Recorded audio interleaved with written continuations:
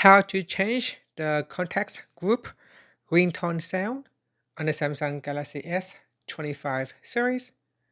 First, tap on the home button to return back to the home screen. Now from the home screen, swipe up to go into the app screen, and in here, tap on contacts. After that, we then go down and tap on groups. And in here, we go down in groups, open up a contact group that you would like to change the ringtone sound. So this one here, I'm going to tap on Galaxy S25. Then tap on the more button.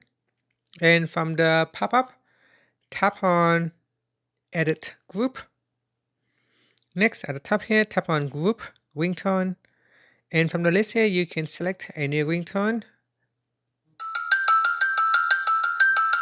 And that's it. After that, tap on saved. And that is how you can change the contacts group ringtone sound. Finally, tap on the home button to return back to the home screen.